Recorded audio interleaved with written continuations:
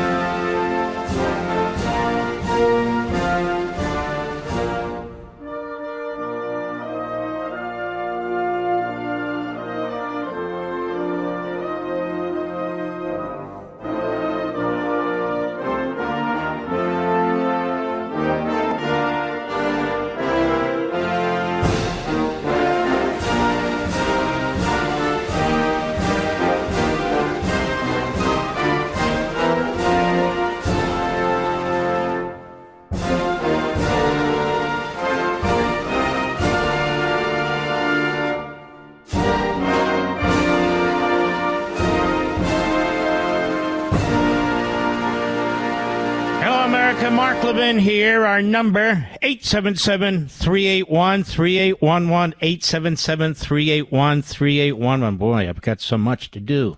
So little time to do it. It's a 3-hour show that really ought to be a 5-hour show, although I don't think I could hold out that long. Something called dinner always calls every night. I don't know what the hell that's about. We're going to have our buddy Stephen A. Smith on an hour, too. But, wow. Did you see this, Mr. Producer, about Letitia? Oh, my goodness. Letitia is saying, well, wait a minute.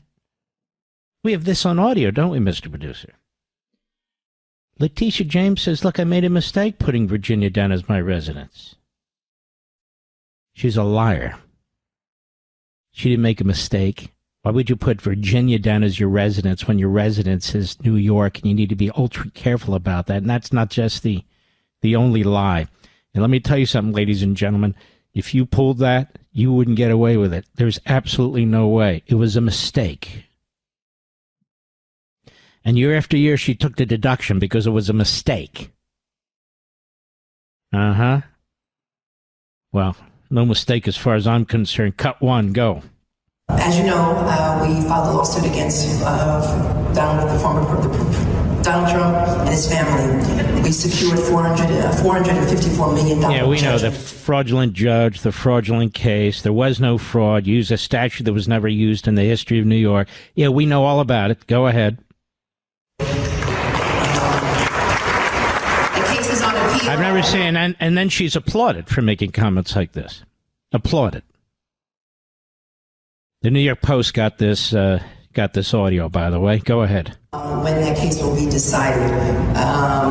This investigation, to me, is nothing more than retribution. It's baseless. Well, it's not baseless, and it's not Trump. There's agencies that look into these things, and they referred it to the Department of Justice. I mean, like the first week he came into office or thereabouts. And it's not baseless. In fact, it should be a slam dunk. You said your main residence is in Virginia. It's not. You said you bought a property with your husband. You named your father. There was a 5-apartment unit, and in order to get a preferential rate on your mortgage, you said it was a 4-apartment. Now, the apartment had 4 units when it had 5. Those aren't mistakes. That's called a pattern. That's a pattern. Go ahead.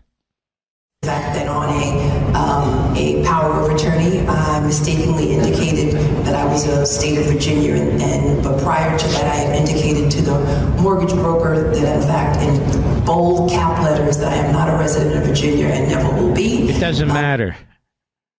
It doesn't matter that you previously told a mortgage broker in bold capital letters that I am not a resident and never will be. The fact is that subsequent to that, you said you were. Go ahead. Application, I indicated that I would not live in Virginia and I was not a resident. They just took the power of attorney and they're using that as a basis for ladies and gentlemen, a power of attorney is not a joke. Being a trustee is not a joke. Being an executor isn't a joke, or whatever it is. These are legal documents. You sign them under penalty of perjury, and they have legal implications. It's that simple. Now, she's supposed to be a lawyer, supposed to be the top law enforcement officer of the state of New York. You don't get to make mistakes like this. Donald Trump, she brags about that case. Donald Trump did everything by the book. All the lenders said that he not only paid, he paid on time. They all said that the estimated value that he placed on his properties were checked by their own people, because you're talking about a lot of money. No, Mar-a-Lago isn't worth $16 billion. It's worth, ladies and gentlemen, it could be $1 billion. That property is massive. It's like 20-some acres. It's right on the Atlantic Ocean in West Palm Beach, Florida. So it's not worth 16 or 18 million. That's preposterous.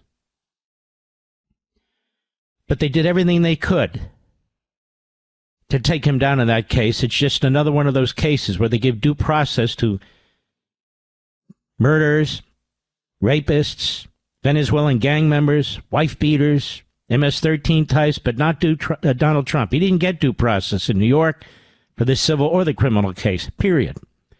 But that's neither here nor there. It's not a defense in court. It's not a defense to an investigation to say, well, Donald Trump has nothing to do with it. Power of attorney. She just confessed, by the way. She's such an idiot. She just confessed that she did it. Her attorney ought to advise her to keep her big fat mouth shut, but she's incapable of it. Power of attorney was never used to determine my eligibility for a mortgage for my niece or a home in the state of Virginia. So she says. And so she's on the run, so to speak, on the waddle, I guess. And the fact of the matter is she's got a lot to answer for, and more than just this. I just named off the top of my head 3 or 4 of the instances in which she committed, allegedly, tax fraud. That's what it is, and mortgage fraud. These are serious felonies. They're real felonies. They've been charged, and, people are going to prison for these things, unlike what she charged Donald Trump with, some bogus fraud statute never ever used, and used against him in front of a judge. There was no jury trial, who not only is a lunatic, a moron, by the way, but obviously a partisan. Terrible partisan. I want to play something to you, and it's actually going to be the first time I listened to it. I saw it on Newsbusters, but it piqued my curiosity. I mentioned that we're going to have our friend Stephen A. Smith on the program, but not about this. I want to talk about other things. This isn't his burden to carry. But Ryan Clark, I've noticed Ryan Clark was a very good football player, very articulate gentleman, certainly knows his sports. But there always seems to be an instance to me, and I don't watch it all the time. I catch it here and there, but every time I seem to catch it, he brings up some racial element of something. Don't ask me to tell you what it is. I don't even remember. It goes in one ear and out the other. In fact, most of this race stuff with me goes in one ear and out the other, particularly when we're talking about sports. It doesn't make a lot of sense to me. Anyway, I want you to listen to Caitlin Clark. There's two of the greatest players, but there are other great players in women's basketball, is Clark and Reese. Angel Reese. Apparently they don't like each other. And I saw the video where Clark fouled Reese. And you have these intentional fouls. And some of them are rougher than others. Look, I grew up in Philadelphia. I used to go to the 76ers games. back then you could walk up the courtside. People didn't bother you. People actually were very, well, they behaved themselves. It didn't mean they weren't loud. I was loud and so forth. But you didn't call people names. You didn't mock the players. You know, you weren't looking for trouble. You were having a wonderful time. And the players would come up to courtside, and I was a young guy. As I say, I went many times to the Spectrum. And, Will Chamberlain back then, he would sign it. Hal Greer, all these guys, Wally Jones, Chet Walker, Bill Cunningham. I really admired and looked up these players, and they were massive. You know, I'm a kid. I'm like, holy mackerel. One's bigger than the next. But just nice people. And you were nice to them because that's how you were raised, not to be an a-hole.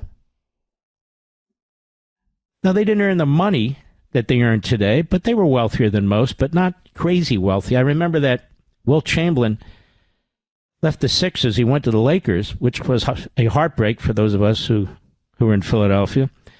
But they were going to pay him, or did pay him, I think, $350,000, maybe $250,000, something like that. That was massive at the time. In fact, even when I was a young man, maybe 18, 19, 20, I remember the Philadelphia Phillies, they paid, they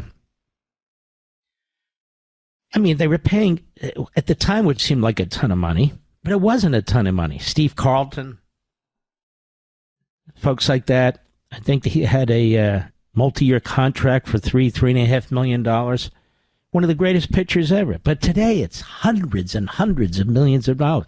I don't begrudge it. I'm just explaining it's a different attitude. In fact, I went to a card show a couple of months ago with my grandson, our grandson and our daughter, and there I see guys I used to watch play football and baseball.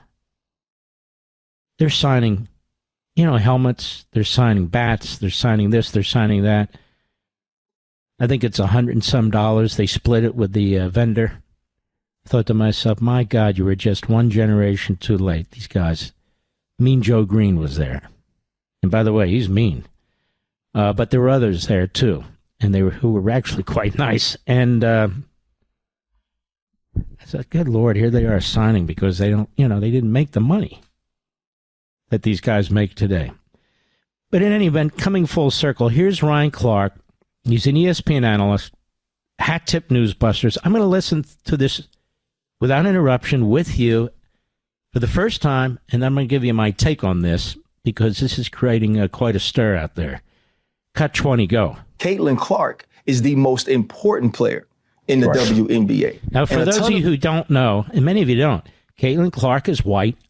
To me, none of this matters, but apparently it matters to everybody else. And Angel Reese is black. Okay? Let's start over. Go. Caitlin Clark is the most important player in the WNBA. And a ton of her fandom has come along with some racial bias or some racial pieces to why people love her so much. And so now if you're RG3, so you've had a conversation, you haven't been able to do that because in both of your marriages, you've been married to white women. You haven't had opportunities to have those conversations to educate you on what they're feeling, what they're seeing when they think of a young Angel Reese. And the whole time that he's mimicking Angel Reese and bobbing his head and moving his neck while he's doing this whole piece, his wife is in the back, amening and clapping. And so to me, it's just another situation that now this young lady has to deal with. When I worked with RG3, he would make all of these sort of corny jokes about milk and how much he loved it and how important it was. And he always points out on social media the color of his wife's skin, as if the color of her skin is what makes her special, as if the color of her skin is what makes her. You know what? I've heard enough already. Why are you attacking the guy's wife? Okay, she's white. I got it. Barkley's wife is white. You know, we celebrate the fact in this country that we have really a significant number these days of interracial marriages. I don't understand this attack. What's he trying to say? That RG3, he grew up a black man. He was a black child. He grew up in a black family. You're telling me he doesn't understand the culture? Of course he understands the culture. Maybe he just doesn't like or care for Angel Reese. I have no idea. But I would never bring up somebody's wife. Ever. I never have. I've been doing this almost 25 years. Unless the wife wants to be a public person, unless the wife is in politics, unless the wife says a bunch of stuff out there that is really, trying to draw attention or something like that, like Dr. Joe Biden. But RG3's wife? It's his second wife, his second white wife? To me, these are blatantly racist comments. They absolutely are. If you want to take it up with RG3, take it up. If you have a disagreement with him, take it up. If you don't like what he said about Caitlin Clark and Angel Reese, then take it up on the merits, on the substance. But don't insinuate that black man doesn't know what it's like to be a black man. I'm just being honest. I'd say the same about a Jewish person or a Christian or this or that. Doesn't matter. You're taking a lot of latitude when you start criticizing somebody for who they married. A lot of latitude, and not on the substance of who they married, but on their skin color. This disgusts me. I don't know Ryan Clark. I don't know any of these guys, but it disgusts me. You got something to say? Say it. But not about his wife or her race. And as a matter of fact, not about him and that he married a white woman. So what if he married a white woman? I thought we were supposed to celebrate these things. I don't know anything about Ryan Clark's wife. Maybe he's had more than one. Nor should I. Who cares? It's not a public person. He's the public person. So if RG3 said something that's offensive or offensive to him, then deal with it like a man. But don't go after the guy's wife and his marriages because they're white or they're Asian or whatever the hell they are. It doesn't matter. Or go after a white athlete because his wife is black. Conversely. This, I don't dig. This, I don't like. I'll be right back. Mark Levin.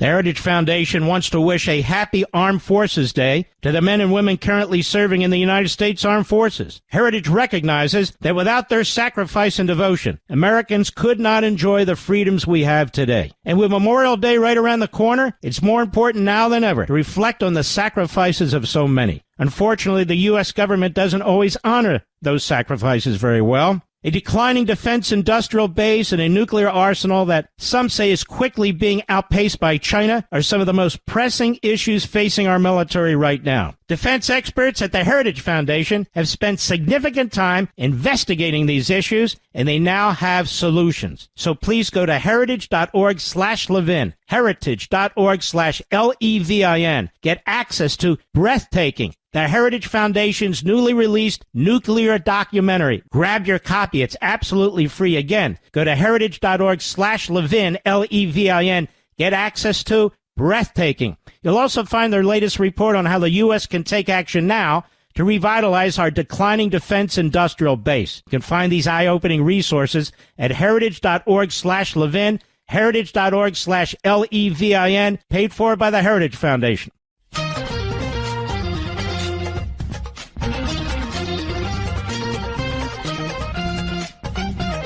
When we return, got another clip I want to play for you. As I was digging around this morning, this afternoon, late last night, 4 a.m. Angelo Caruso is a thug. In my view, he is a gay basher, even though he's gay. He's a Jew basher. He has in the past, certainly. But most of all, he's a thug. He runs Media Matters, which is, in my view, a complete farce, even though it has a tax-exempt status. So on June 12, 2024, 2 weeks before the Biden-Trump debate on MSNBC, he reacts to recent reporting that Biden is showing signs of a cognitive decline. We want to give a hat tip to Maze again. We don't know who Maze is, but we love him or her. M-A-Z-E, Maze on X. We'll be right back.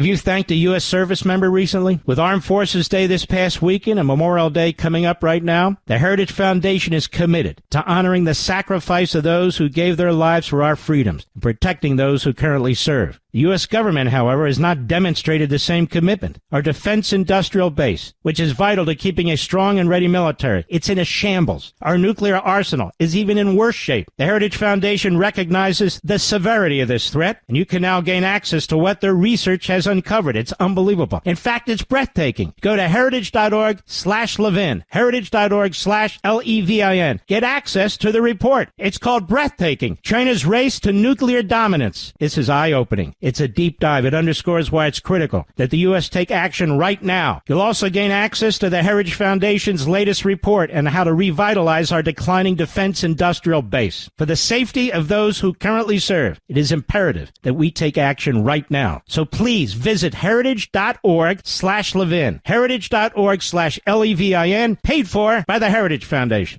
The Mark Levin Show, live and national at 877-381-3811. I want to make a commitment to you folks. If the Supreme Court doesn't get these lower courts under control, that I'm going to work as hard as I can, on top of everything else that I do, with the Republicans in the House, followed by the Republicans in the Senate, to take back the courts through legislation.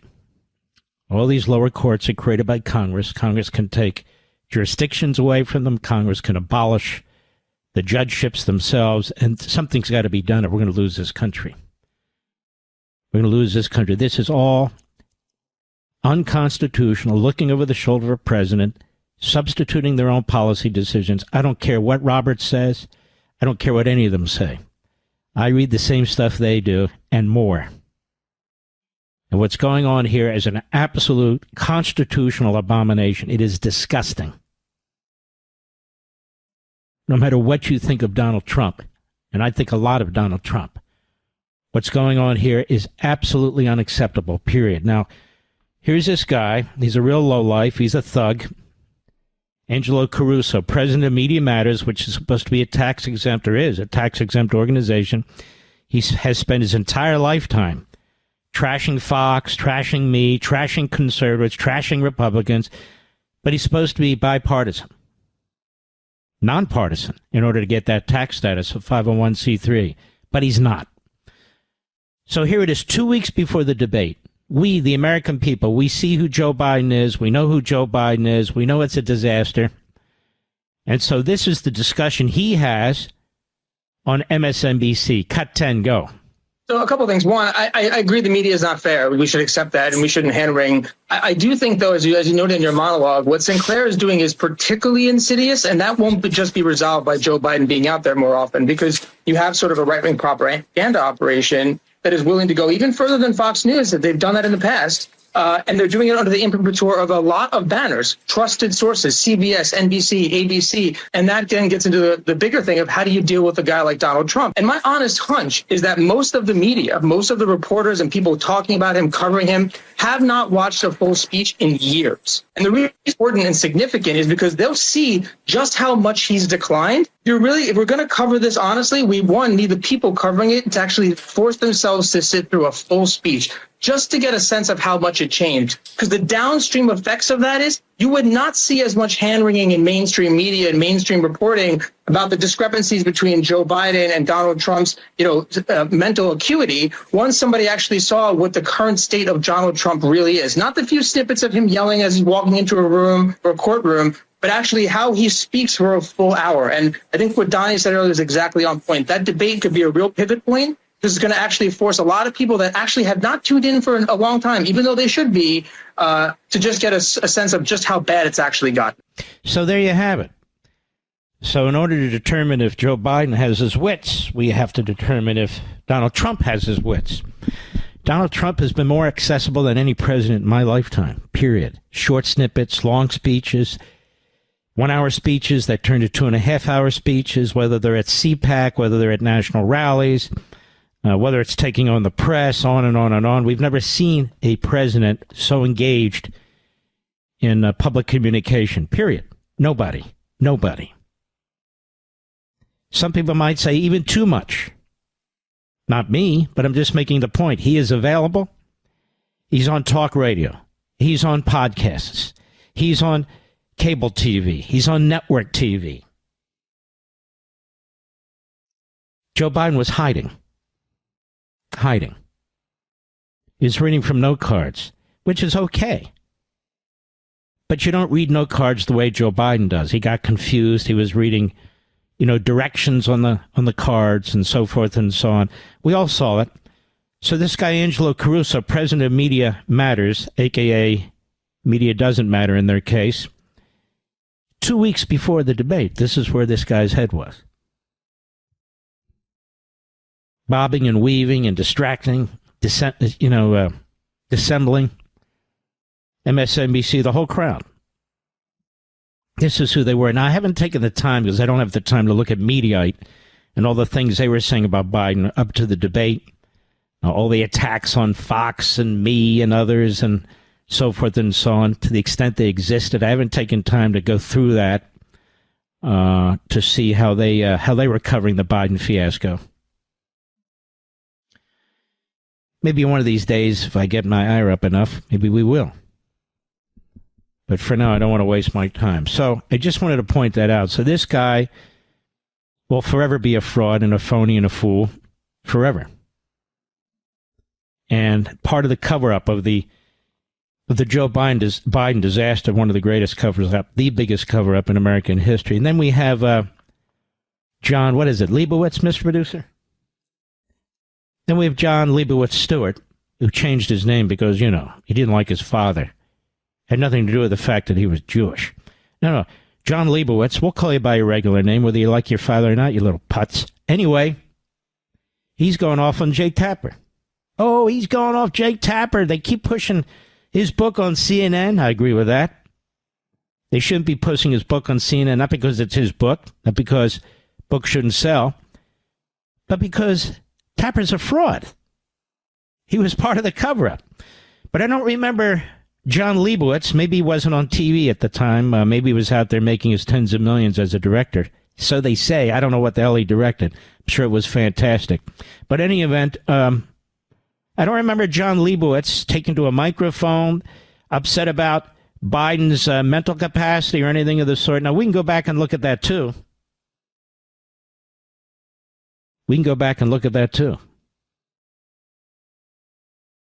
All these people are phonies. Every damn one of them. All of them in entertainment, except for a few exceptions.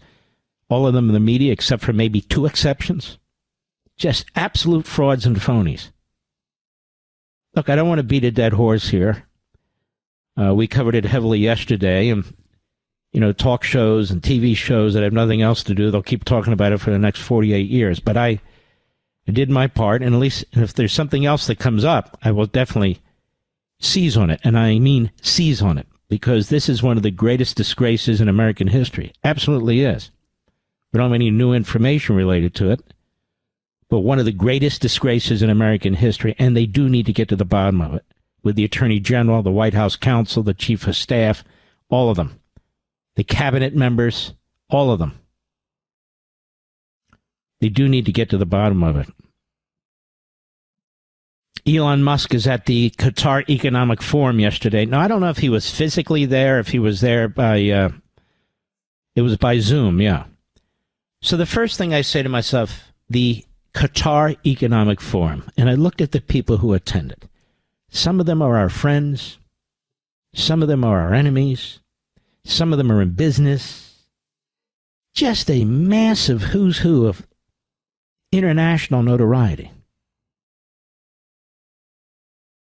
Qatar. Qatar that funded the slaughter on October 7th. Qatar that funded Hamas, that raped, burned babies alive, decapitated people.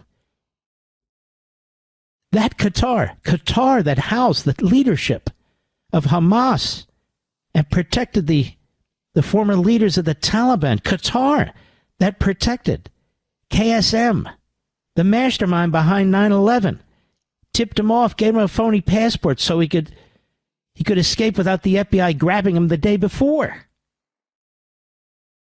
Qatar that is spending billions and billions in the United States. They've destroyed our Ivy League schools. They've already destroyed them. Columbia, another disaster taking place at their graduation ceremonies. The Marxists and the Islamists, absolutely out of control. And we have people, including Republicans, and, top business leaders who go to Qatar for a phony economic forum, the Qatar Economic Forum. And this is how Qatar plays both sides. What I haven't told you about Qatar, and what I should, it's a slave state. They have 300,000 citizens in Qatar. So they have to import hundreds of thousands of laborers. And they import them from some of the poorest countries in the world. And once they come to Qatar, they're abused. They have absolutely no rights. Many of the women are sold into slavery, or they become quote-unquote maids to wealthy people. Too many of them die from heat exhaustion, starvation. It's a real hellhole unless you're part of the elite in Qatar. And so you people who are running to the Qatar Economic Forum. Now, they can't even use foreign policy and national security as an excuse. And guess what media organization is one of the organizations that is partnering with Qatar? Bloomberg. I guess he doesn't have enough money. 50 billion is not enough. But Bloomberg. Our friend Elon Musk participated by Zoom. And there are others. The list is there. I posted it. I posted the site. So you can go look them all up yourself. I didn't have time to, but they're there. The Qatar Economic Summit. Are you kidding me?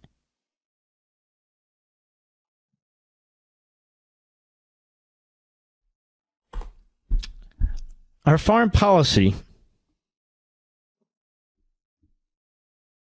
must be based on many things. And one of the things it needs to be based on is shared values and beliefs and principles. Now, there are a lot of enemies out there that we have to deal with who do not share our belief systems, our values. Many of them are incredibly evil. During World War II, we had to deal with the Soviet Union in order to defeat Hitler. I get it. But when our backs are not against the wall, when we are not in a state of war, where we don't need a country or a government like that in order to defeat a grave enemy. In my humble opinion, look, I've said it on radio, on TV, on Blaze, said it to the president, I've said it to Democrats, I've said it. We ought not be playing footsie with these people. They're dangerous. They've already killed a whole bunch of Americans. Biden played footsie with them. Biden's the one who extended their military base for 10 years. Biden's the one who made them the mediator between Israel and Hamas. For God's sakes, they are Hamas. Biden did that. Biden funded Iran to the tune of $100 billion. Biden did that. And so while people can have a disagreement with President Trump, Biden laid the foundation for Iran, for Qatar, all this stuff. And I don't mean in a positive economic way. He empowered them. And look what Donald Trump's doing to try and fight anti-Semitism in this country. We've never seen anything like it in our lives. The anti-Semitism and the battle against it. He is a real all-government war against anti-Semitism. Biden had nothing. It was all for show. It was a fan dance of the worst kind. So the same media that trashes Donald Trump, they sure as hell were silent when it came to Joe Biden.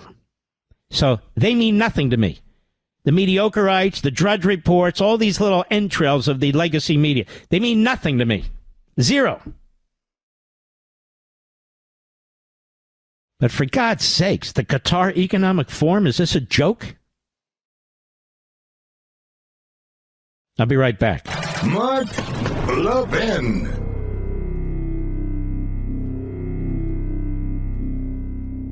The Heritage Foundation wants to wish a happy Armed Forces Day to the men and women currently serving in the United States Armed Forces. Heritage recognizes that without their sacrifice and devotion, Americans could not enjoy the freedoms we have today. And with Memorial Day right around the corner, it's more important now than ever to reflect on the sacrifices of so many. Unfortunately, the U.S. government doesn't always honor those sacrifices very well. A declining defense industrial base and a nuclear arsenal that some say is quickly being outpaced by China are some of the most pressing issues facing our military right now. Defense experts at the Heritage Foundation have spent significant time investigating these issues, and they now have solutions. So please go to heritage.org/Levin, heritage.org/Levin. Get access to Breathtaking, the Heritage Foundation's newly released nuclear documentary. Grab your copy. It's absolutely free. Again, go to heritage.org/Levin, Levin.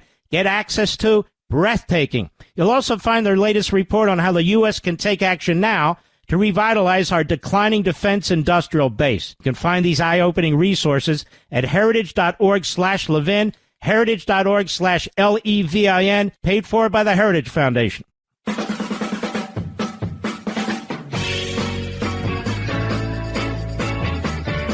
I have been remiss. I want to thank those of you who've already gone online and ordered my new book on power, which is out July 29th. And you'll be rewarded by Amazon. It's just a matter of time. The discount, they've already discounting at 11%. Now they're going to go up and up and up because you're in the queue, and that's a good thing. But I want to thank you. You're not going to regret it. The cost, even beside the point, the substance of the book. I went through the book for the last time to do my final edits today and last night. And I was big smile on my face. You know, it's a lot of work to go through this, but I do what I do because I like what I do. I thought to myself, God, if I could get people just to read it, the more the merrier. If I could just get people to read this thing. So those of you who've jumped in early, I want to thank you, and I know you'll be glad that you did. And so as I'm going through the book, and I go through it over and over and over again, just to make sure it is perfect as it can be, and adjust some of the language and so forth, I come across these phrases and these ideas and these thoughts that I want to share with you, and I'll do a little bit of that at the next hour, because there's not enough time, but it's on power. And what you're going to notice, it happens every time I write a book, is people are going to start talking about power. Not in passing. And our friends on the 5 will talk about it. Gutfeld will say, as we've been saying for 10 years. And I love that guy, by the way. But he won't come on the program, will he, Rich? We only ask once. Somebody doesn't answer, says no, we move along. I bring people on just so I can enjoy it and you can enjoy it. It's not a necessity. We love having Stephen A. on. Stephen A. brings something to the table. Number one, he's smart as hell. But number two, he's very interesting. I want to know how his presidential campaign's going, Mr. Producer, if he set up a super PAC yet. I just want to know these things. And, of course, he's like the Rain Man of sports, this guy. And, by the way, that's not easy. There's a lot of smart people covering sports. You ever watch ESPN for a couple hours? Many of you do. I don't, but I have, like, here and there. These guys are smart. They're smart. They're fighting. They're debating. I don't know how you do it over a baseball game. That's okay, but they're smart. They're giving you the stats, who defended what, in 1841. And so it's pretty sharp stuff. All right. We got a lot to do, and we're going to have a lot of fun. We'll be right back. This segment of the podcast is exclusively sponsored by Pure Talk. Pure Talk offers great coverage and can save your family money on your wireless bill every single month. Go to puretalk.com to find the plan that's right for you. Thank you again for listening, and thank you so much for this sponsorship, Pure Talk. He's here. He's here. Now, broadcasting from the underground command post, deep in the bowels of a hidden bunker, somewhere under the brick and steel of a nondescript building, we've once again made contact with our leader, Mark Levin. Man, we're flying around the racetrack here. Just a lot to do in a very short 3 hours, and now only 2 left. We have Stephen A. coming on in the next segment, so let me jump in here. And we can move. We can move from philosophy and the Constitution. We can move from economics, history, into sports. You know, I view Stephen A. as more than sports, although that would be big enough. I really do. But let's deal with this. I think this is a lot of fun. When I learn things, when I study things, when I can pass them on to you, it's very enjoyable to me. It's very enjoyable to me. And I hope it is to you. You know, this book on power, I have a chapter called On Rights. And I write, in this chapter, I begin with the premise, underscored by the Declaration of Independence, that individual and human rights, liberty and equality, predate governments, because they do not originate from governments. Now that, you may say, okay, that is really quite profoundly important, because that is what differentiates us from Qatar, us from communist China, from the Islamists, from the communists, from the fascists, from autocrats of every kind. That's what differentiates us from domestically so-called democratic socialists. I begin with the premise underscored by the Declaration of Independence.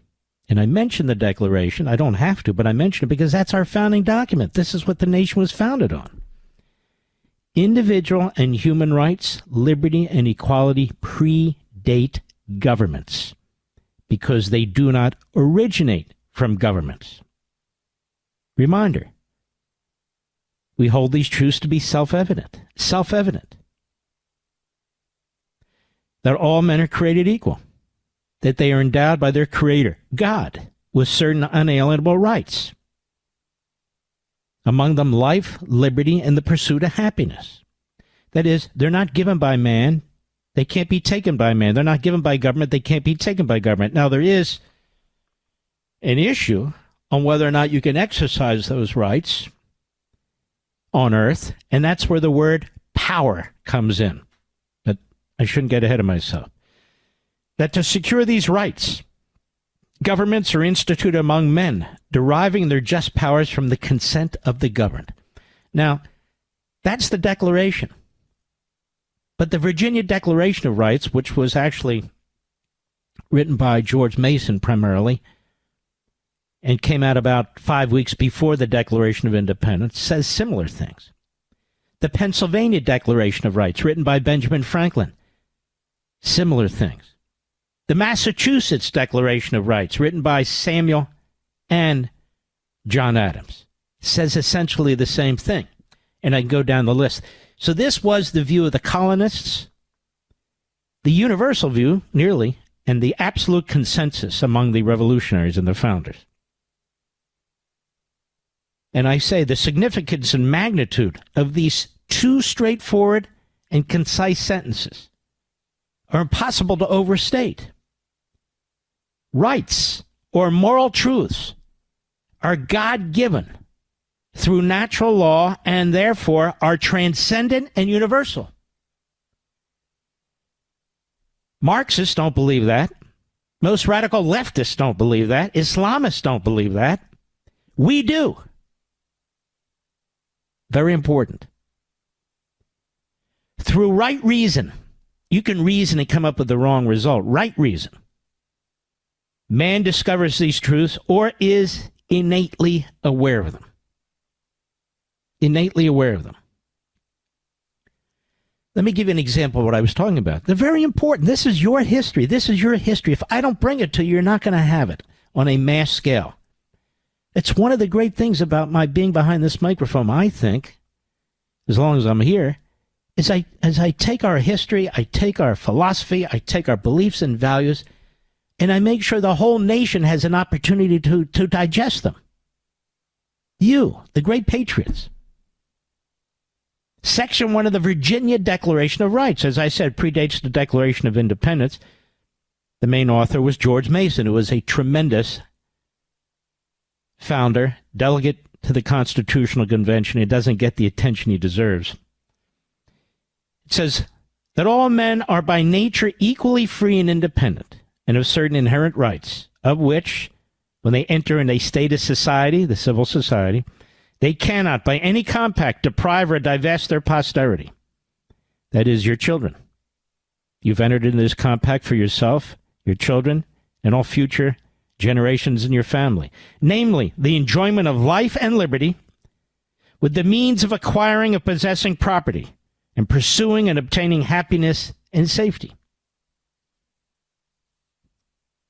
Now, the 19th century philosophers who inform the Democrat Party, its progressive American Marxist ideologues, and their Western counterparts are, among others, Hegel and Marx. Woodrow Wilson, of course, influence as a scholar and a president, his influence was enormous. Now, their views were contemptuous of the foundational principles relied on in the Declaration and the consensus view of the founders. Clearly, the basis for America's founding and the ideology of the American Marxist are incompatible. Absolutely incompatible. What you hear from the media and the Democrats today, the ideologues, the Islamists, the Marxists, the so-called democratic socialists, it's incompatible with the founding, with the belief system, our belief system. This is at the heart of the competition for governing power, or more accurately, the power struggle that exists today and has for at least 100 years or more. That is, two opposite and irreconcilable worldviews about the individual and humanity itself, competing for power. I have never written more important words. I've never written a more important sentence. Never. This is the heart of the competition for governing power, or more accurately, the power struggle that exists today and has for over 100 years. That is, two opposite and irreconcilable worldviews about the individual and humanity itself competing for power. When you read this book, it's going to be like a 1,000-watt light bulb went off. It was when I was writing it, research, then writing it. And I'm going to stop right there. That's just 2 sentences out of the entire book. In Chapter 5 on rights. Talk about liberty. Talk about the different kinds of power. And again, there's nothing esoteric about this. I mean, it's substantive, it's intelligent, it's scholarly. It's not esoteric. I'm unraveling the meaning of our governmental system. I'm unraveling the philosophy behind our governmental system. I am unraveling what a society is, a civil society, as opposed to a hellhole. I am unraveling what it is that makes us different as a nation, as a people. It's not DNA. It's not our physicality. What is it that makes this country different? And what is it that needs to be preserved? And what is it that's under attack? And where does that ideology come from? This is the point of this compact, concisely written book, which was the most difficult book I've ever written because it's concise, but it is power-packed, so to speak. And you can go to Amazon.com tonight. Pre-order your copy. It's now, I think, under $25, whatever it is, but it's going to go even lower. And remember what I said. The way Amazon works, their policy is from today until its release on July 29th, the lowest discount they give during the pre-order period is the discount you wind up paying. So all you're doing now is ordering it. I encourage you to do it at Amazon.com. We're going to have a blast going through this. We're going to spread the word about Americanism versus all the other isms. We're going to explain things that aren't taught anymore in middle school, high school, college, advanced secondary diplomas, and so forth. We're going to do it right here, you and me together. The army of people who believe in this country. We'll be right back. Mark Levin.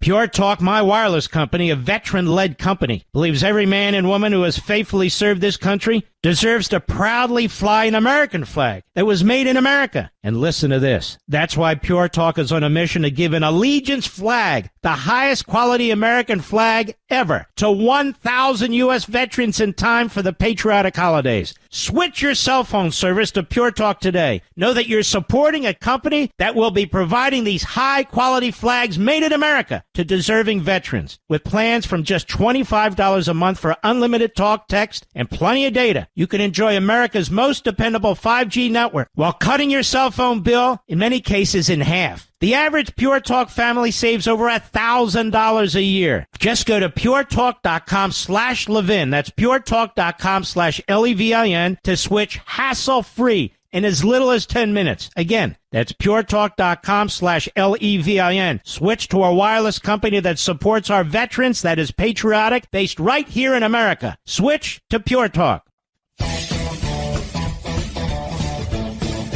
We're here with our buddy Stephen A. Smith, and I mean that. He's a nice guy. I really enjoy him. Stephen A. Smith, welcome. So when are you sending up your super PAC? No time soon, my man. I like my life. I like my life a lot. You know, it's just that, you know, you got politicians and people out in public seeing my point of view and stuff like that. Even my pastor got to a point where he said, "Stop saying there's no way in hell you'll do it." He said, "Show people respect. We've got love for you and respect for you. You never know what God has planned for you." But I'm no politician. I'm certainly no aficionado. I read the news, watch the news, listen to people like yourself and others, and learn as much as I possibly can. I just know that, you know, my heart's in the right place in terms of, you know, America being its very best that it can possibly be. And when I see stuff that's happening that veers us away from that, it kind of annoys me. It really, really does. So I want to be a person that's in the mix, capable of doing something, doing my little part to help any way that I can. And that's where my mentality lies. But with the contract that I signed, Mark, with the money that I stand to make, I sincerely doubt I'm giving that up, sir. I can tell you that. Hey, listen, you need a partner. You let me know. I don't know what the hell I would do. Well, Maybe carry your suit. Doesn't matter to me. We'd figure it out. With your knowledge and your honesty, trust me, we figure something out. Let me ask you this. You're a moderate. You've said that from the day I met you. You said, "Look, I'm a moderate. I'm not this or that. I just look at things and try and use my common sense." But they don't allow moderates in the Democrat Party. Look what they're doing to Fetterman right now. And I don't think they're doing it because he's unhealthy, because he just doesn't go along with the team. I mean, it'd be pretty tough, wouldn't it, to be a moderate in the Democrat Party today? Without question. I have no doubts about that. But here's what makes me uncomfortable. Who the hell says that these folks that would be against moderates get to dictate what the vast majority of American citizens may want, whether it's a centrist or a center-left? I mean, think about it. This is one of the things that I've applauded about the GOP and the Republicans, specifically since Trump came onto the scene. And I've articulated this publicly on several occasions. You look at the left, you got the superdelegates, the process that they put you through on the left. One could argue that Bernie Sanders could have won the nomination, the Democratic nomination in 2016. They could make a lesser argument for it in 2020. But along the way, the party said, no, it's Hillary's turn. No, it's Biden's turn. And I can make a legitimate argument that the last person that the people, at least on the left and center left, chose was Barack Obama. Outside of that, the party chose him. What you have to applaud about the right is that the people speak. They say bump that. Oh, DeSantis. Oh, Nikki Haley. Oh, Ramaswamy or somebody else. Or Kasich or anybody else. I'm thinking, Jeb Bush and Marco Rubio and Ted Cruz in 2016, who you supported at least 4 times. Yeah. The constituents on the right said, damn that. We don't care what you say. We want him, as in Trump. And they said, that's who we want. That's who we're going to have. They didn't let the party pick their candidate. They picked the candidate for the party.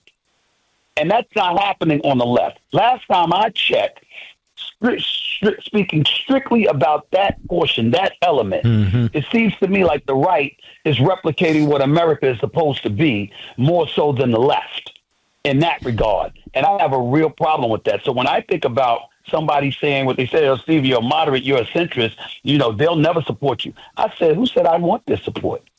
Who says I need it? The fact is, whether it's me or somebody else, and certainly I'm not thinking it's going to be me, my point is, damn all of that. I'm sick and tired of these folks running the country the way that they do and picking candidates for us and not listening to the American people and trying to bully us into listening to them. The problem is breaking up this cabal. It's based in Washington, D.C. These people love their power. They got their money. They make the rules. You got this guy, Hogue. Now, look, I'm not a Hogue fan. He says, look, we got to run some people against these older guys. They're out to destroy this guy. Right now, there's no room, as you just point out, there's no room for competition of ideas. There's no room even for aggressive debate. The fix is in. So the problem is, when you have an iron-fisted party, look, I don't care if it's a Democrat party. I don't care if it's the Republican establishment. I don't care if it's a Communist party. The problem is it's difficult to break that up from without. They control the rules. I totally agree with you. I'm not refuting that one iota. But when you talk about Hogue, and I don't know much about him, Mark, I've heard some things, but I'm not going to repeat them because I don't know, and I don't know how true or accurate they may be. But clearly, you have a cabal out there that's out to get him, no doubt about it. It's a little bit different dealing with the likes of me, because unlike him, I have a voice. I have multiple platforms. You have a following. I have recognition. I have a following. I have name recognition. And if you want to make some noise coming at me, well, then I'm perfectly capable of turning it around and making some noise to come at you. They think they want that. They think they want that heat. I would advise they be careful what they wish for if they came my way with that nonsense. Because all I would be trying to do is get America to be about what it's supposed to be about. I remember just today on my podcast, the Stephen A. Smith Show on YouTube and iHeartRadio, I'm talking about Marco Rubio, and you got Senator Van Hollen, coming after him. And I'm like, well, he does work for the president. He is under that administration, which won the election. And the prism of history, whether it's, it's recent history, whether it's the immediate future or beyond, it will tell us what's right and what's wrong. But to engage in condemnation of this magnitude over a former colleague of yours in the Senate and suddenly act like he's betrayed you. Well, wait a minute. You were a Democrat. He was a Republican. He wasn't thinking like you to begin with. That's number one. Number two, he's now a member of the administration. And in terms of our national intelligence and national security combined with being the Secretary of State, he's one of the most powerful people in the world. It's different than him just being a senator now. And on top of it all, he has a boss. He is a subordinate of Donald Trump. And if Donald Trump wants to do something differently than what you would do, last time I checked, he won the election. If you don't like it, maybe you should win elections. So let's see. I mean, some things are more simplistic than folks try to make it out to be. Now, of course, things are far more in depth from a realistic perspective as we dig deeper into certain issues and stuff. And I understand that. But last time I checked, if the other party wins, what your job is supposed to be about, it's supposed to be about saying, okay, how can I work with this administration to get some of the things that my constituents want and need? Because I'm elected to serve them. Instead, we hear people saying, well, I'm on Capitol Hill to make sure that I oppose everything he does. Now, in fairness, Mitch McConnell wasn't right when he did that to Barack Obama when he uttered the words. Well, my goal is to make him a one-term president. But I'm saying it's not good on either side. Let's speak against that stuff. Let's stop it. We're going to come right back with Stephen A. Smith. I've got the big question for Stephen A. Smith. Big question. Not going to tip him off. We'll be right back. Pure Talk, my wireless company, a veteran-led company, believes every man and woman who has faithfully served this country deserves to proudly fly an American flag that was made in America. And listen to this. That's why Pure Talk is on a mission to give an allegiance flag, the highest quality American flag ever, to 1,000 U.S. veterans in time for the patriotic holidays. Switch your cell phone service to Pure Talk today. Know that you're supporting a company that will be providing these high-quality flags made in America to deserving veterans. With plans from just $25 a month for unlimited talk, text, and plenty of data, you can enjoy America's most dependable 5G network while cutting your cell phone bill, in many cases, in half. The average Pure Talk family saves over $1,000 a year. Just go to puretalk.com/Levin. That's puretalk.com/Levin to switch hassle-free in as little as 10 minutes. Again, that's puretalk.com/Levin. Switch to a wireless company that supports our veterans, that is patriotic, based right here in America. Switch to Pure Talk. Mark the 10, the thunder on the right. Call in now, 877-381-3811. Well, we're back, America, with our buddy Stephen A. Smith. Stephen A., let me ask you something. As I sit here during the break thinking about this, what is it about us? I think we have a similar personality in some respects. That is, we want to debate, we want to engage, challenging, interesting. But if you attack me personally and lie about me, that's it. It's no holds bar. Yeah. And we get very passionate about it. What is that about us? Because we know at our heart and at our core, we try to be honest and decent. We just have our beliefs. If you have a problem with what I've said, say that. If you think I'm wrong about what I've said, say that. What does that have to do about my character? Mm-hmm. Especially if you don't know me. Why are you speaking about me that way? Clearly, there's an ulterior motive or an agenda. And if you have one of those, then you ain't about honesty and realness and being genuine and authentic and decent. You're just trying to hurt me. And when that happens, all right, we're playing the hurt game. So let's see who can hurt who. Let's get it on. That's very well said. That's how we're like. Yeah. All right, let's get down to brass tacks here. Football. Yes, sir. Did the Eagles? Yeah. I'm a UFC and football fanatic. I can't help it. Yep. Did the Eagles improve their position? Did the Commanders improve their position? I mean, who's looking good to you? I'm not going to ask you, stupid, who's going to win the Super Bowl. You don't know right now. But who's looking good to you? Right. I think the Philadelphia Eagles, even though they lost pieces, I think they have the best executive in the business right now in Howie Roseman, who knows what he's doing. So I think you have to put them at the top of the heap. I think the Detroit Lions is a team that you can't ignore. Remember when they lost in the playoffs last year? Keep in mind that they had 13 dudes on injured reserve on the defensive side of the ball. Yeah, that you don't expect something like that to happen. We can't ignore the Washington Commanders because this kid, Jaden Daniels, is something special to behold. Amen. And so those are names that come out on the NFC. I know Brock Purdy just got his money from San Francisco, but I think they're retooling. We'll see how good they're going to be. On the AFC side, you can never dismiss Patrick Mahomes because he's the greatest in the game. So Kansas City is there. Josh Allen is an absolute stud, and Buffalo is going to be there. I think you have no choice but to pay attention to the Baltimore Ravens because they're arguably the best team in the NFL. There's just that Patrick Mahomes continues to stand in everybody's way. So those six teams really stand out. You have to pay attention on the outside to a Cincinnati that kept their team intact. Joe Burrow, Jamar Chase, T. Higgins, with elite wideouts and a great quarterback like him. That can't be ignored. We'll wait and see. Houston's good, but not ready yet. C.J. Stroud is a stud, but you need more. But I would tell you the top six teams would be Kansas City, Baltimore, and Buffalo, not necessarily in that order out of the AFC, and Philadelphia,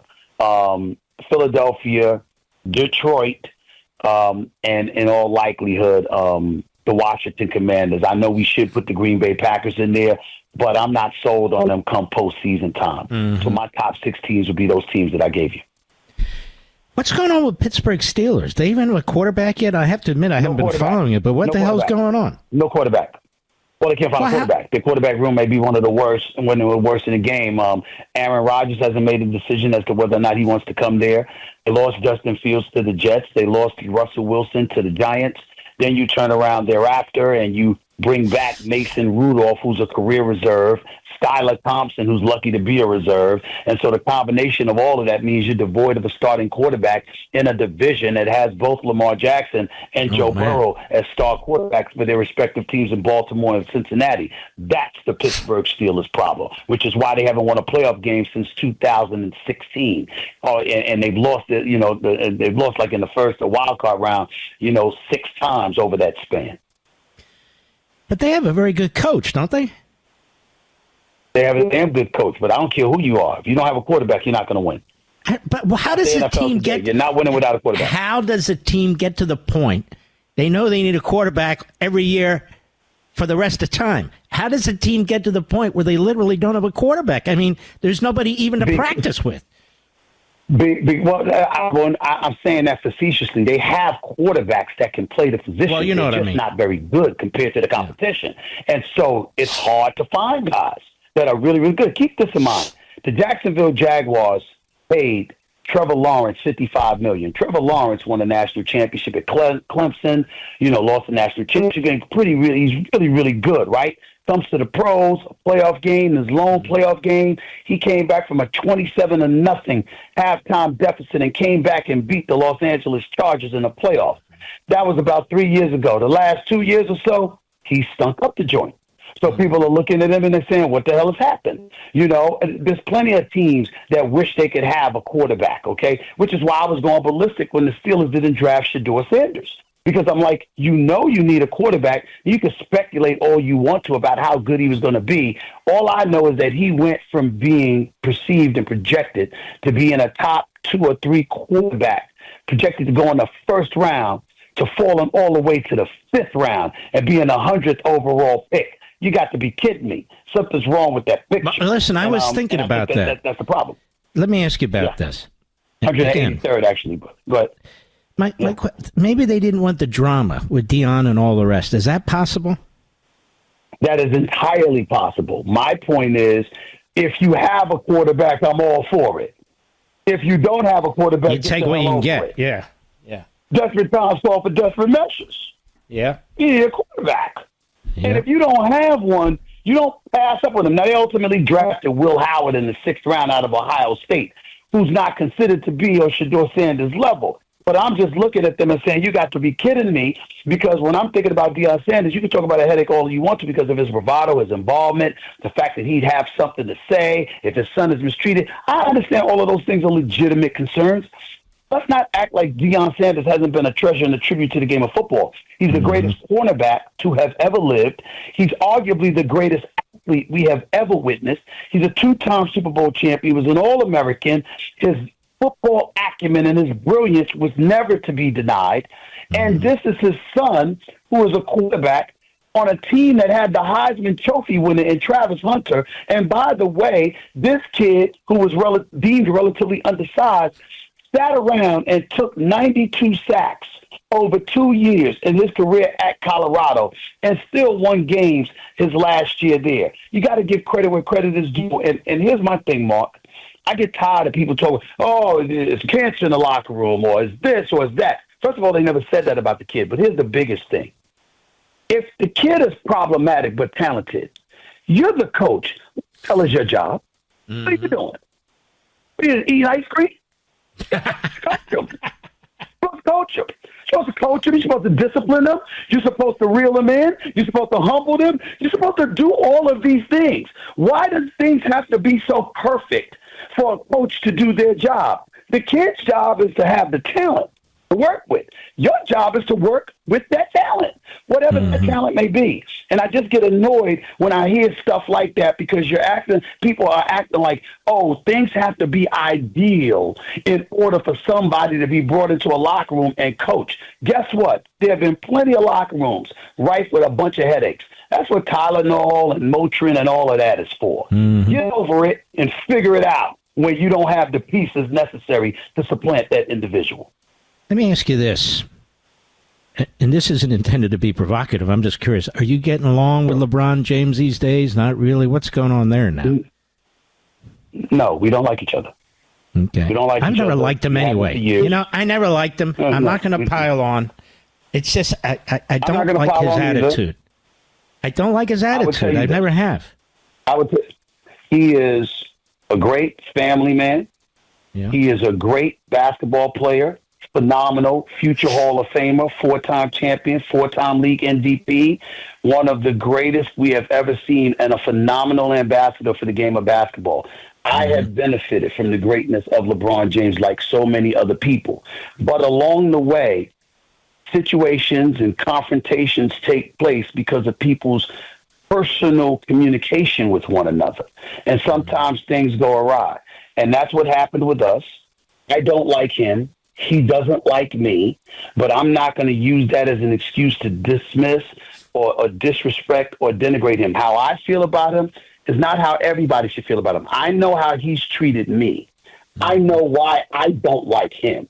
But that doesn't mean he did that to anybody else. I can only speak for myself, and I will not speak against him. All right. Very good. I'm not looking to... I don't need headlines here. I'm not looking for that. I was just curious. Okay. Now I'm going to ask you really dumb. I'm going to ask you a dumb question because I didn't keep up with the. Where did Sanders wind up? Oh, he wound up with the Cleveland Browns. I'm sorry, Cleveland Browns drafted him. The Cleveland Browns drafted him, and now he's going to be quarterbacking in Cleveland. And could you imagine me being a Steelers fan? How I'm going to lose my damn mind if that man goes to Cleveland and he's better than anything the Steelers have. I'm going to lose. Well, it won't be hard. No offense. It was right. It won't be hard, but it was right there for them to take. And if they if that man plays lights out, and dare I say, he's competing with a Lamar Jackson and a Joe Burrow, and he is considered a pretty damn good quarterback that's ascending in the National Football League, that would be the biggest miss by the Pittsburgh Steelers in many years, and I will not be happy about it. Last question, my brother. Dallas, your favorite team. Why do they never... What? Tell me about Dallas. I have my own opinion. They're not going anywhere, are they? They got a chance. Listen, they acquired George Pickens from the Pittsburgh Steelers as a wide receiver to pair with CeeDee Lamb.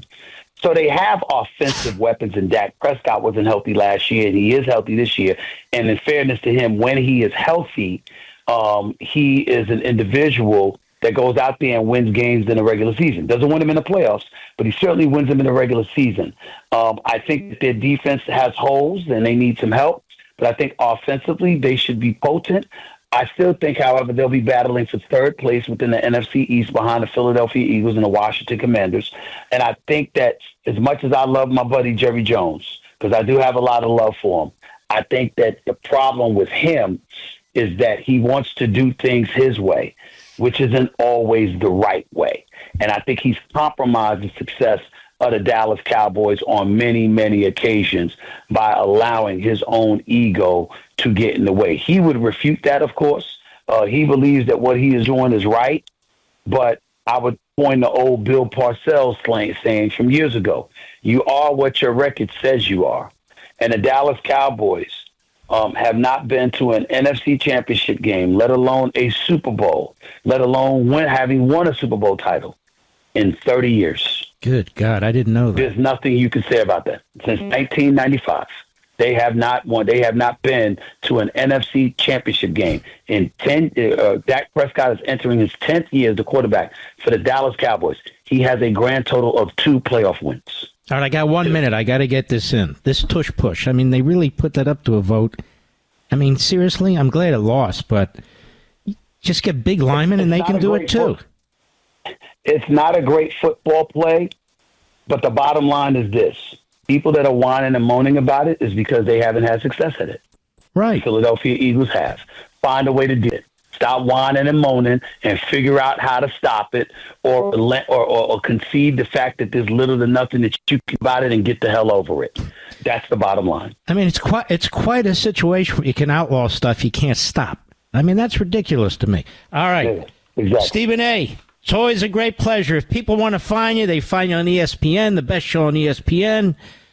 Your podcast, First basically take, anywhere. Stephen A. Smith Show on YouTube. That's right. And I just got turn the TV coming. and the radio on, and there you are, man. I got more stuff coming in a matter of a week or so. I'll call you and let you know. I would love to. Take care of yourself. Be safe out there. You just said. All right, buddy. God bless. God bless. I love that guy. And don't call me and tell me why I shouldn't. It is what it is. We'll be right back. Mark Levin.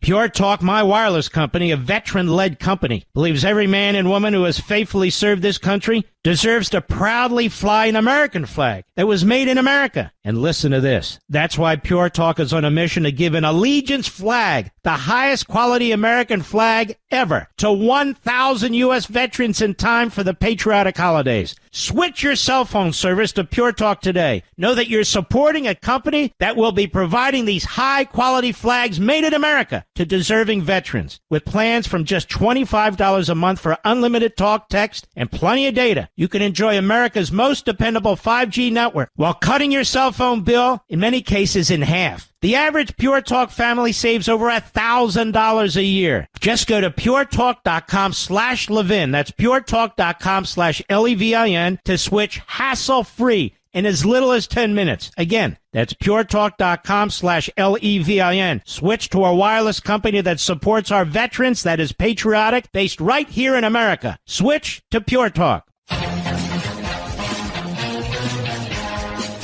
Don't forget, you can hear this show from sea to shining sea, morning, noon, and night, 24 hours, 7 days a week, 365. I'm telling you, we have our great affiliates. We have our great Sirius Satellite. We've got our great app, Mark Levin Show app, iHeartRadio app. We've got live streaming. We've got even a lot more than that. We've got our own podcast. You can go to Mark Levin Show on your favorite platform. Just type it in, Mark Levin Show. There we are.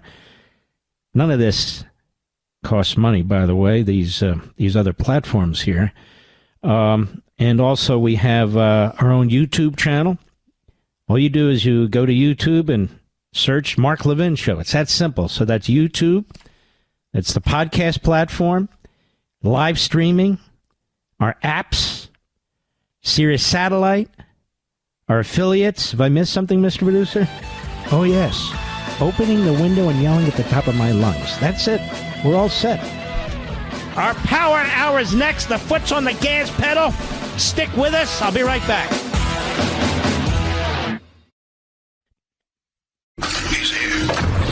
He's here. Now, broadcasting from the underground command post, deep in the bowels of a hidden bunker, somewhere under the brick and steel of a nondescript building, we've once again made contact with our leader, Mark Levin. Hello, America. Mark Levin here. Where the hell did the program go? Our number, 877-381-3811. 877-381-3811. You know,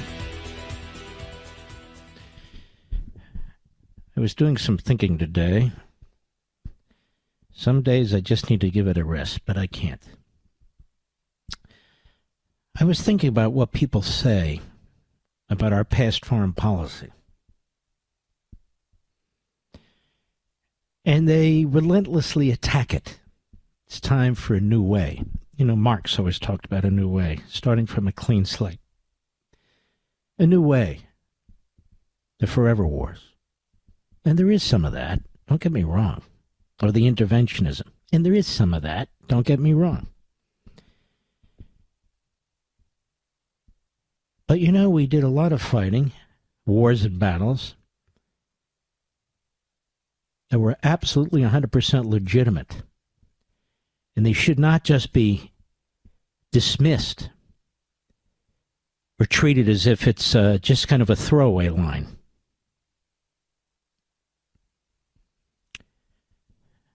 We defeated the Soviet Union.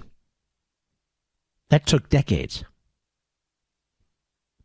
We defeated the Soviet Union. It broke into its disparate parts. The captive nations were no longer captive. The reason why the Eastern Europeans are so pro-American is because of what Reagan wound up doing, freeing them from the iron fist of the Soviet Union. There is no East Germany anymore. There is no Romanian Communist Party anymore. Or the Polish Communist Party. Lech Walesa and John Paul II and Thatcher and Reagan. There is no Thatcher in Britain today.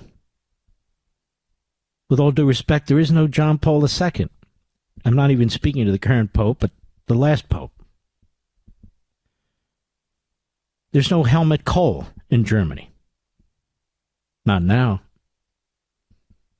And of course, we had the great Ronald Reagan.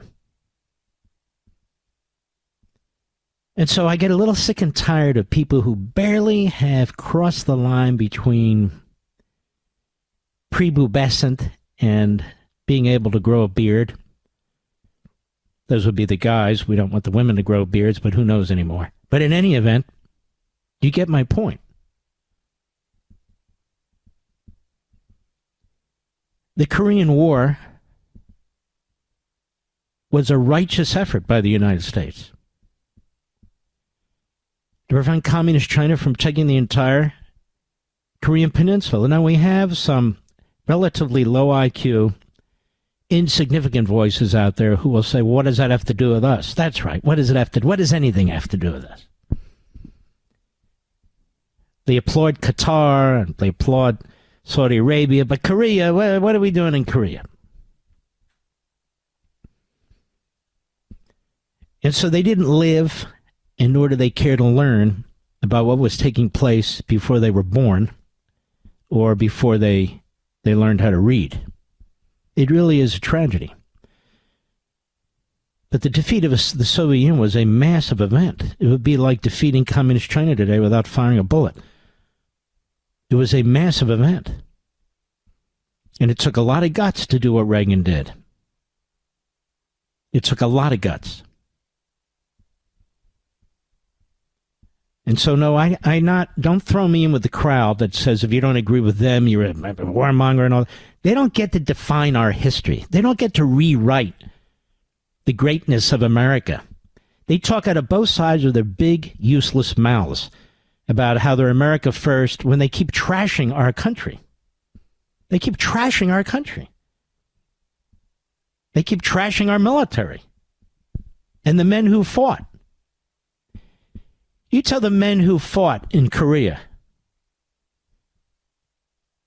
that was a war that never should have been fought. Tell them that. It's like I say, we're getting together this summer with one of the great organizations, Christians United for Israel, CUFI, led by truly one of the great religious leaders in our country, Pastor John Hagee.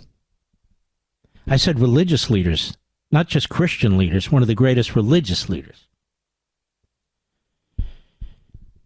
And you come to that event, and you ask all those people there, ask them if they think Iran should get a bomb. Ask them if they think Iran should be able to retain centrifuges. See, those centrifuges need to be removed and destroyed. Ask them that, what they think. Ask them if Israel should have a ceasefire with Hamas. Ask them. See what they say. Ask them if they think the Jews are going to drag us into a war with Iran when Iran's trying to put a nuclear warhead on an intercontinental ballistic missile. These people who have these platforms make no sense. They have no logic. They're incoherent. You can have legitimate disagreements with this war or that war, this battle or that battle, but you sound like an ideological moron when you go on about with your platitudes and your sloganeering. Stupid. That's why none of them will debate me. None of them. None of them. Instead, they go to their sloganeering. It's crazy. But I would say the defeat of the Soviet Union was a big damn deal. Maybe not to them because they don't understand what was taking place. Nobody thought the Soviet Union would collapse. Nobody thought the Soviet Union would be destroyed.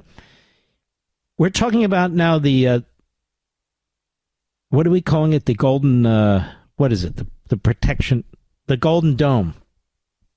With all due respect, the president said that the Israelis got the technology from us. Actually, they perfected the technology, and we'd be wise to borrow some of theirs. Not that we can't improve upon it. I mean, we're a massive country with a massive economy. They are not. And they have to defend against different types of attacks than we do. Our Golden Dome has to be much bigger, much more flexible, much more capable because we have two oceans. We're a big country. I like the way people say we're protected by two oceans. You know what two oceans also provide? The enemy with what? Their nuclear submarines with the ability to come up to our coasts. Right, Mr. Producer? Don't get me wrong. I think two oceans is a great thing. I'm just saying, but modern technology is modern technology, and that's the way things are moving. The Israelis, their laser technology is far advanced beyond ours. And they share these things with us if we want them. And we do want them, and we need them. But it was Reagan who embraced that idea. The Strategic Defense Initiative, which they called Star Wars, was the Democrats, was the media that did everything they could to sabotage the entire effort. Budget fights. The government was shut down on more than one occasion because Reagan insisted on some funding for his program. And back then, it was an idea. We didn't have the science to do it. And he said we need to develop it. But the left's always impatient. They always want to steal your money, redistribute it to their friends, and then, of course, commit heinous acts of fraud and then tell you not to worry about it. They produce nothing except bloat, red tape, and bureaucracy. So that was a pretty good idea, don't you think, in the past? Strategic Defense Initiative? Yeah, I think that was a good idea. The defeat of the Soviet Union, they collapsed. Yeah, I think that was a good idea, too. Communism was literally wiped out of almost the entire hemisphere, our hemisphere. There was Cuba, of course. It wasn't Venezuela. Nicaragua had been addressed. And so freedom was on the move in Central and South America, as a matter of fact. Freedom was on the move in Central and South America. The communist forces in Angola had been defeated, in other parts of Africa, not completely, of course. You had Rhodesia, which became Zimbabwe, and so forth. We weren't interventionists, you understand. But the Monroe Doctrine was strong. The communist Chinese were not in our hemisphere. The Russians were certainly not in our hemisphere, let alone the Iranians. Carter brought about the Iranian regime. Carter did. So all of our foreign policy wasn't as these people portray it and paint it. If we had been the isolationists that they demand today, the Soviet Union would still be with us, except they'd control almost all of Africa, most of the Middle East, and, of course, all of Europe. At least the 15 captive nations would still be captive. If we had listened to the isolationists, the fifth column isolationists in our country today, the Soviet Union would still exist, more powerful than ever. All those free countries would not be free. They wouldn't be our allies. You'd still have East Germany. You'd still have all these other communist regimes and so forth. Much of Africa would be under the control of the Soviet Union. As I said, much of the Middle East would be under the control of the Soviet Union because they would have had a free ride, a free reign, I should say. They would have had a free reign. Because the ideology is what? If it doesn't directly involve us, of course all this stuff involves us, but if it doesn't directly involve us, what does it have to do with us? What does it have to do with us? Everything. You know, Just like people get power hungry, and when they have a taste of power, like your HOA. You got schmucks in the HOA. Well, I can tell that guy what paint to use. I can tell that guy if his fence is okay. I can tell that guy to wash his mailbox. Hey, man, this is powerful. Now imagine running one of these countries and you have no checks and balances. You think you're going to stop if the United States is a paper tiger? You know, we had this view in 1972 when George McGovern ran for president. He was at that time considered a radical. Now he's kind of mainstream Democrat. But these isolationists basically embrace his view. They embrace Pat Buchanan's domestic policies, Huey Long's delivery, and George McGovern's foreign policy. The isolationists, not Trump, the isolationists. There's nothing new about what they spew. Nothing. It was insane then, and it's insane now. But I reject the idea that the world starts today. I reject the idea that everything we did in the past was so lousy, it all has to be reinvented. I reject the idea that we don't care about a damn thing unless it actually hits one of our borders, and even then we're not sure. I reject it all. You want to know why? It's imbecilic. That's why. I'll be right back. Mark Levin.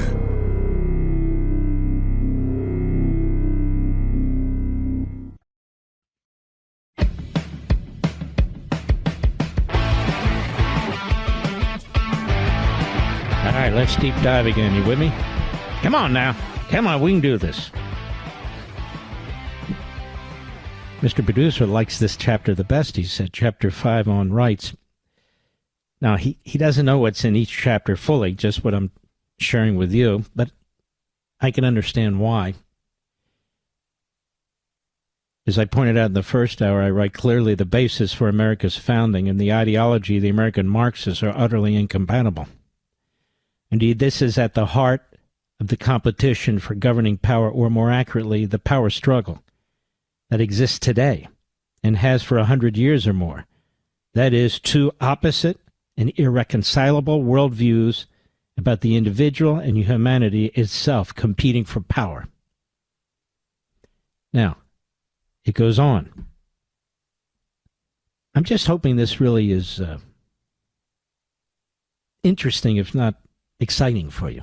Maybe I'm just kind of a goofball. There's no liberty without rights. Now listen to these words. They're important. When I write these things down, I go through it. Is that right? Yes, it's right. There is no liberty without rights. And I'll just say, because otherwise liberty is just theoretical. And what does it mean? There is no liberty without rights. And rights precede government. There is no liberty without rights, and rights precede government. However, the societal effectuation and earthly manifestation of those rights are determined by power, negative or positive power. Out of societies, nations are established, some imposed, some with the consent of the people, some more spontaneous than others, some more gradual than others, some civil, some primitive, etc. Not all societies establish governments, but all societies establish a hierarchy in one form or another, and in one way or another. In the civil society, in the civil society, the purpose is to secure and protect both the unalienable rights of each individual and those of the community of individuals who voluntarily come together for that purpose. Just laws are adopted by the consent of the people, meaning a majority of the society's members. But the majority is to represent the best interests of the entire society. Although a civil society is distinct from government, the government is to reflect the purposes and character of the civil society. It is to safeguard it, and again, the unalienable rights of the individual in society. You still think this is your favorite section, Mr. Producer? It's pretty powerful stuff. It is. Now, what will happen when you read this book is you're going to probably stop at a sentence or two and think it through. Because this book is heavy on philosophy, my philosophy. And if it's built on somebody else's ideas or philosophy, I cite them and I note them. But there's a great deal of Marx thinking, unraveling philosophy in this book. And I start with the premise that power is the most under-discussed word, the most under-discussed idea when it comes to liberty and tyranny. And that has to change. So we live under liberty and not tyranny. Again, we talk around it, what kind of government, but we don't answer the question, how does this come to be? Or how do we come to lose it? And so this book is a very different book than anything I've ever written. It's a very different book than anything I believe anybody else has ever written. And I think that's why once you get it in your hands and you read it, I think you're going to have difficulty putting it down. So pre-order it for Father's Day, Amazon.com. We'll be right back. Mark Levin speaking to the 4 out of 5 Americans who are literate at 877-381-3811. Well, our friend Dr. Elaine is with us. Dr. Elaine, how are you? I'm well, Mark. Thank you. And thank you for getting in touch with us. Elaine Healy, ladies and gentlemen, she was critical in exposing and breaking the news about what Cuomo was doing to our nursing home. She had the guts to speak out. The Wall Street Journal picked up on it. We picked up on it immediately after that. And she's a heroine. Is the word heroine or hero? What can I say today, Doctor? What's permitted?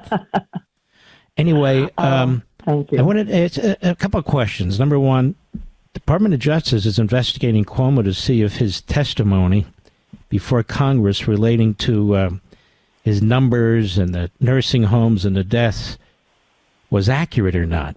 I think this is a long overdue investigation, don't you? Well, there's so many different layers of this Cuomo nursing home issue, and the particular one that they're looking at now it deserves a real deep dive. Yes.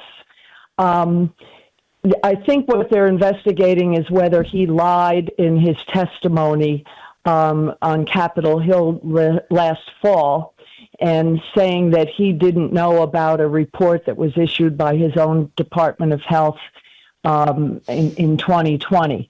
And that apparently is what they're looking at. And I think that this report that was issued in 2020, where his health commissioner, Howard Zucker, authored a report which basically exonerated himself, which is ridiculous when you think about it. You can't investigate yourself and then conclude that you're innocent. But leaving that aside, this report was so flawed.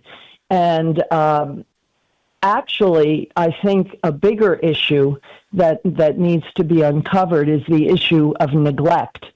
And that's one of the contentions that I maintain and think should be more fully explored.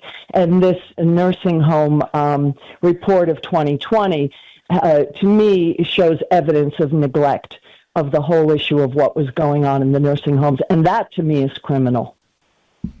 By the way, to think back on this, Doctor, do you remember when they were praising him and his fantastic job he was doing and his unbelievable press conference? Again, it's like this Biden thing that I'll get into with you in a minute. It's completely phony. It's the complete opposite of everything that they were saying, right? Oh, it really is. And there's a real, I think, a very deep-seated personality disorder at play here, and a huge ego. And getting up there and grandstanding when, in fact, I mean, I have a very, very detailed timeline on everything that happened in those early months. And I can tell you for a fact that he was clueless about what was going on in the nursing homes for many, many months, as was his Dr. Zucker, the Commissioner of Health, completely clueless because they neglected the nursing homes. Their focus was on the hospitals, and I'm not saying that was a inappropriate focus, but they, for the venue in which a third or more of deaths were occurring, to not know what was going on, and to not care, basically, what was going on, that to me is I think, what people are failing to appreciate, and I think should really be brought forward. To me, it's criminal. Neglect is criminal, and that goes to the other issue that we might well, let's get into that issue. Joe Biden, you're a doctor, and I mean, I've been saying for a long time now that the idea that his wife didn't say, Joe, that's enough already. We're going to go home. We're going to take care of each other and so forth. To me, that's the compassionate thing. But the trappings of power, I mean, there's a lot of people around him, staff, the Democrats, the media. But I would expect my wife to do that with me, and I think she would do that. There's no question in my mind. And that's just for him. And then, of course, the country, she knew, and they all knew, that they were exposing the country to enormous dangers, and which is why we have a constitutional 25th Amendment to prevent something like this. What are your thoughts as a doctor? Well, yes, I think you're right. And as a physician and geriatrician, in addition to recognizing what you just said, it occurred to me that not only is this inappropriate and strange and not what your wife or someone who was truly committed to their spouse would do, but it occurred to me that this was an example of elder abuse, and that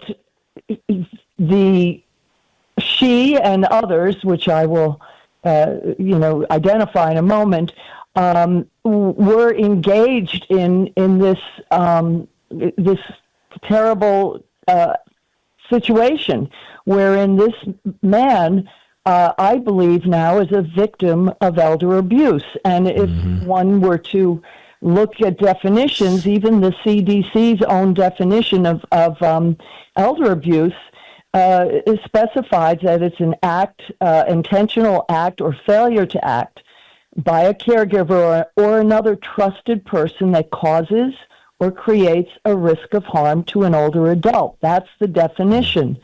And, Mark, we can all recognize evidence of physical abuse. So, bruising or other evidence of physical injury. I think everyone who saw it would say, yes, of course, that's abuse. And neglect is or deprivation of food and that kind of thing. But there's another aspect of abuse, and that is the exploitation of a compromised individual for the abuser's financial, personal, or dare we say it, political gain. The exploitation of a compromised elder is abuse. And it seems that those that were closest to him and people on whom he was dependent, particularly her, but others, basically usurped his power and the authority of his office for their own benefit. And the people that were supposed to protect him, that I think had a professional obligation to do that, didn't. And these are, I believe, this is evidence or potential evidence of neglect and of abuse. Elder abuse. And when that hit me, I thought, well, what do you do when you suspect elder abuse? And one should report it. So I reported it to the Delaware Department of Health, to the Adult Protective Services. and naming him, President Biden, as a victim, and the former First Lady, the physician, Kevin O'Connor, and his chief of staff as potential perpetrators of abuse against So them. before we run out of time, you just filed this, and with the health authorities in Wilmington, Delaware, name those three as elder abusers, correct? As potential perpetrators. And what this is, Mark, and people should understand, and in this case we're talking elder abuse, but the same exists for child abuse. And if somebody suspects that this might be happening, one reports it to, in this case, Adult Protective Services, or it could be Child Protective Services. The reporter reports it, and then that agency investigates. They have to investigate a credible report, an allegation, and the conclusion is determined by that agency. So I am, by doing this, have put the onus on that agency to investigate this. Very interesting. So we'll see. Will you keep us apprised of this so we can bring you back and tell the audience? Of course. All right, you're fantastic. That was a great idea. And by the way, I could be wrong, but it's my understanding, Mr. Producer, that I think it was Leo Terrell or somebody said they felt this was elder abuse, and it was Leo, and it ought to be investigated for elder abuse. So, like minds there, Doctor. That's pretty good. We appreciate you very much. Okay, Mark. All right, you take care of yourself. God bless. She's fantastic. And as I said, she broke wide open the nursing scandal, the nursing home scandal with Cuomo and so forth, and we jumped on that to make it nationally known because it needed to be nationally known. We'll be right back. Mark Levin.